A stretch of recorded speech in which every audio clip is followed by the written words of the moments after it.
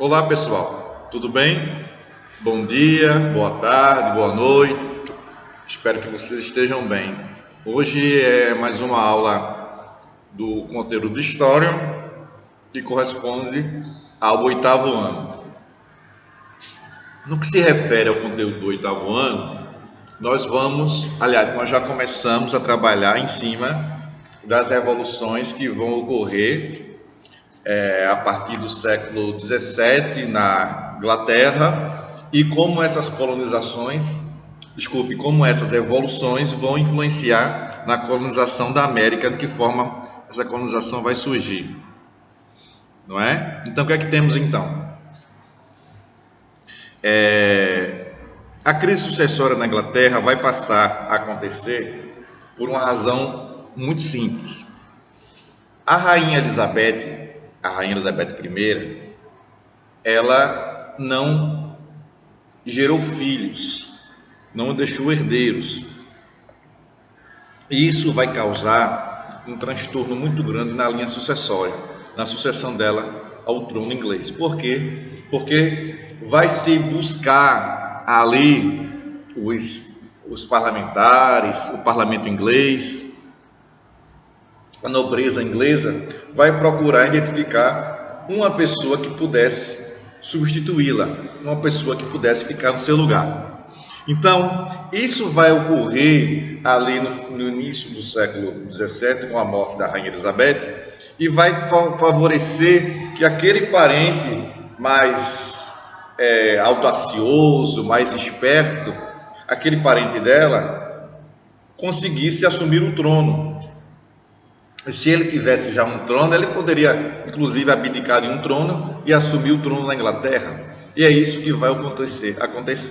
Mas a gente precisa entender que o absolutismo inglês, ele difere dos outros absolutismos daquele período do século XVII. Por quê? Porque é um absolutismo que ele tem que ser subserviente, que ele tem que estar atrelado, ele tem que atender, ele tem que fazer consultas, saber se o parlamento, que é esse órgão que eu estou começando a destacar agora, se o parlamento permite ou não que ele ou ela possa aprovar suas medidas. Então, as medidas que o rei ou a rainha, o príncipe ou a princesa quer implementar no seu país, ele precisa da autorização, ele ou ela precisa da autorização de quem? Do parlamento, para que aquelas medidas possam ser colocadas em prática, possam ter vigência, tá bom? Então é importante você ter isso em sua mente, você conhecer essa estrutura.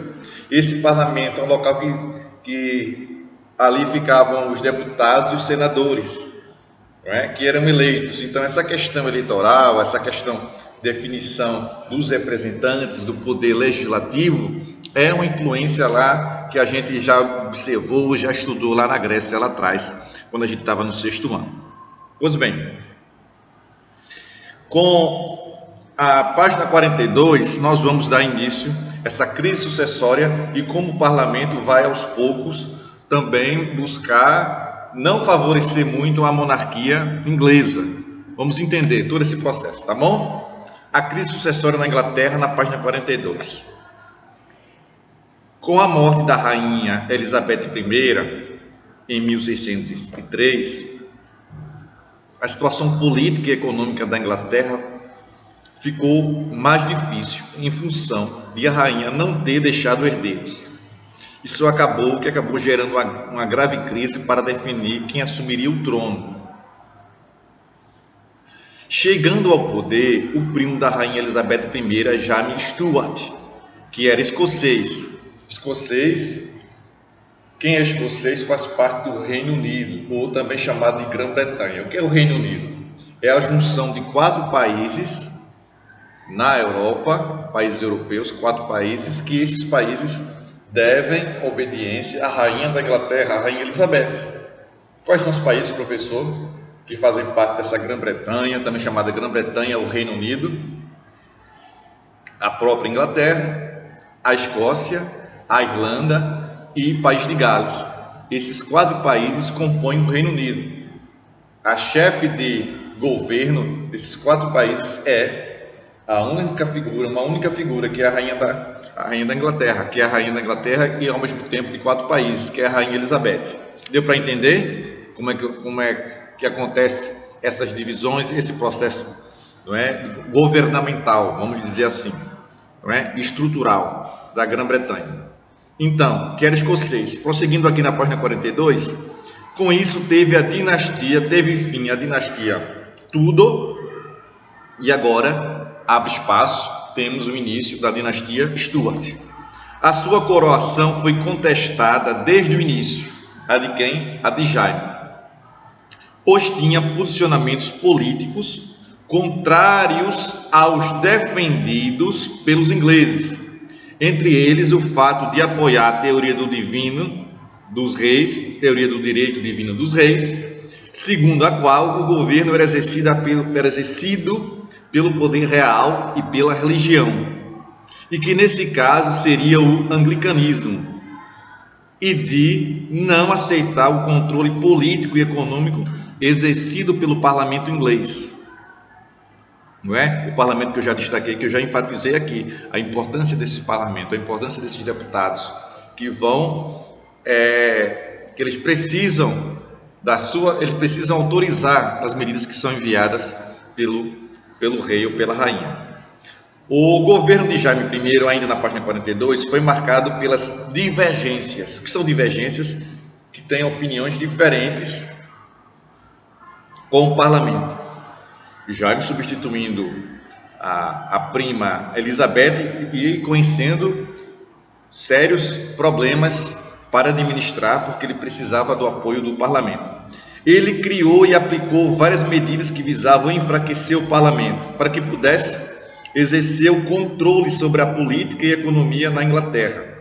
Dentre essas, destacou-se o controle sobre as indústrias de tecidos.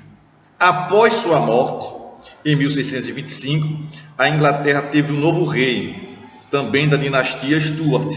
Este foi Carlos Stuart. As condições para sua coroação foram determinadas pelo parlamento através de um documento conhecido como Petição de Direitos, que obrigava o rei a sempre ter de submeter qualquer medida à autorização do parlamento. É bom vocês destacarem isso aí, viu?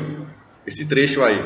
As condições para sua coroação foram determinadas pelo parlamento através de um documento conhecido como Petição de Direitos, que obrigava o rei a sempre ter de submeter qualquer medida à autorização do parlamento.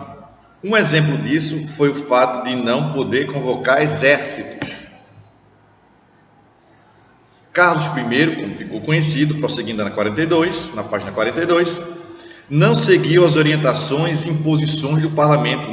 Ele não seguiu do parlamento inglês e tomou medidas que desagradaram a todos, mas que tinham como objetivo estabelecer o controle político e econômico, independente de quem, minha gente, muito bem, de qualquer outra estrutura. Dentre suas medidas polêmicas, destacaram-se a tentativa de impor como religião o anglicanismo. Eita, meu Deus! Estou me lembrando que o senhor falou, professor.